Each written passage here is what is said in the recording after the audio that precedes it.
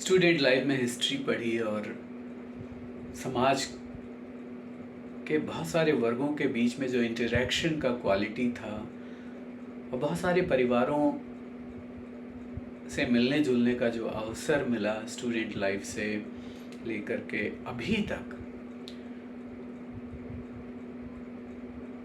तो एक चीज़ से सभी लोग एग्री करते हैं कि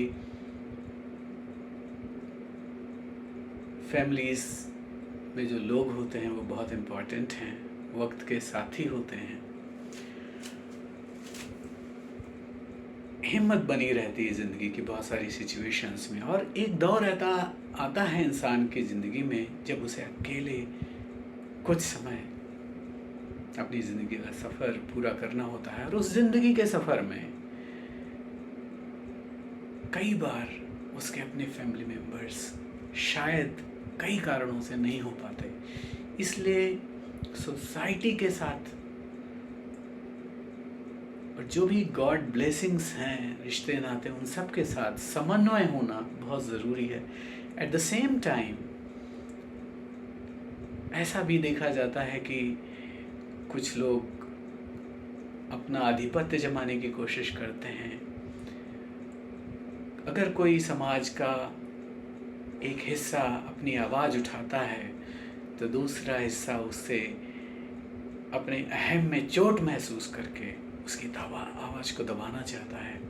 ये सब देखा है, और शायद यही एक रीज़न है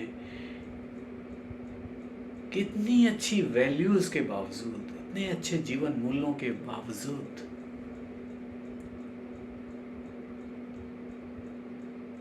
हार्मोनी, यूनिटी में कुछ अधूरापन भी है। इसी विषय में कि आपकी फैमिलीज़, आपके फ्रेंड्स की फैमिलीज़, आपके रिलेटिव्स की फैमिलीज़, आपके नेबर्स की फैमिलीज़, और ये जो बहुत बड़ा देश है हमारा, इस सब में जो फैमिलीज़ हैं उन सब की लाइफ में एक छोटा सा कंट्रीब्यूशन अगर हो पाया तो शायद जीने का उद्देश्य कुछ हद तक पूरा होगा। One day everyone has to go, but कुछ कंट्रीब्यूशन ऐसा करके जाना अच्छा लगता है मुझे।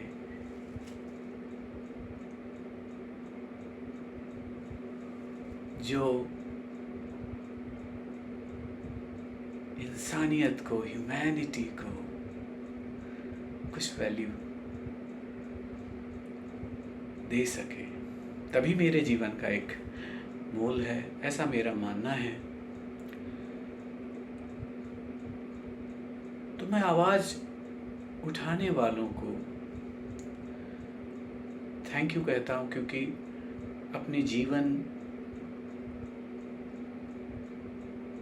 के प्रति होने वाले अन्याय के खिलाफ आवाज़ उठाना ज़िंदगी का सम्मान है, वो खुद करना ज़रूरी है।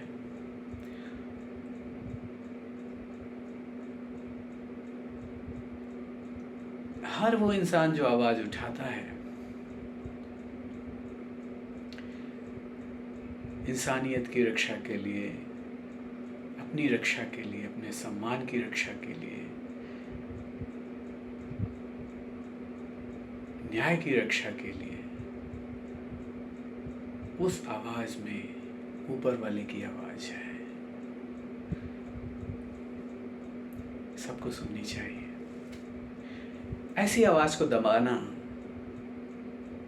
अन्याय है, नहीं करना चाहिए। ऐसी उठती हुई आवाज़ को सपोर्ट करना बहुत ज़रूरी है।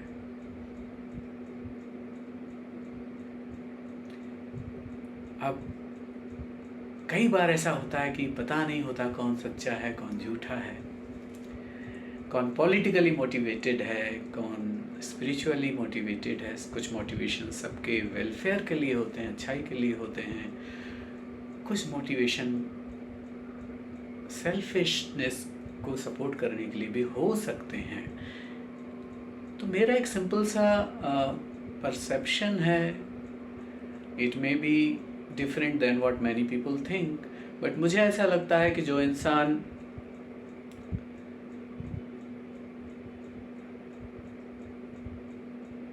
किसी के साथ अन्याय करता है या किसी के साथ धोखा करता है या किसी की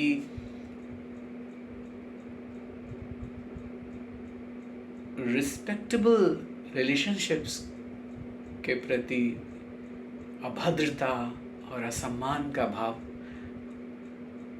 या दृष्टिकोण या अभिव्यक्ति किसी न किसी रूप में करता है, मुझे लगता है ऐसे लोगों से डिस्टेंस रखनी चाहिए, दूर रहना चाहिए।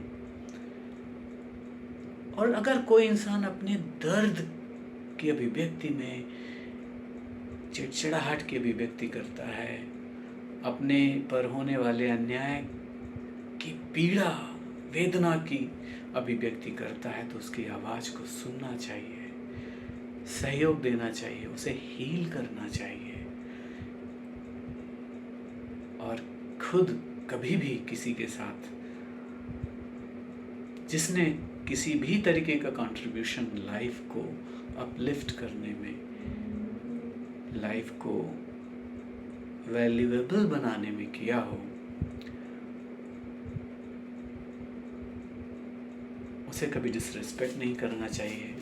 नोइंगली तो नहीं ही करना चाहिए, अगर अननोइंगली, अनवाइजली या इमेच्योरिटी की वजह से कभी ऐसे एक्सप्रेशंस हुए हों जिसका रियलाइजेशन ऐसा होता है कि I wish I should not have done this, तो ईश्वर से, ऊपर वाले से प्रेयर करके उनके लिए, उनके वेलफेयर के लिए प्रेयर कर लेनी चाहिए और उनसे मन ही मन या उनसे डायरेक्ट क्षमा मांग लेनी चाहिए। ऐसा मेरा मानना है। अगर ऐसा हम करते हैं तो जो हमारी फैमिलीज़ हैं, जो हमारी सोसाइटी है, जो हमारा देश है, जो हमारे पढ़ने का उद्देश्य है, जो हमारे अपने एंसेस्टर्स से, पूर्वजों से जो हमें वैल्यूज़ हमने इनकलकेट की हैं, उनको जीने का उद्देश्य है, हमारी मानवता का उद्देश्य जो है वो कुछ हद तक शायद पूरा होगा। तो बस अगर यह बात आपको उचित लगे तो ये मैसेज आपके दिल की आवाज़ मानते हुए उन सबको आप फॉरवर्ड करना चाहें तो कर सकते हैं। शायद it will be forward to the humanity, for the welfare of humanity.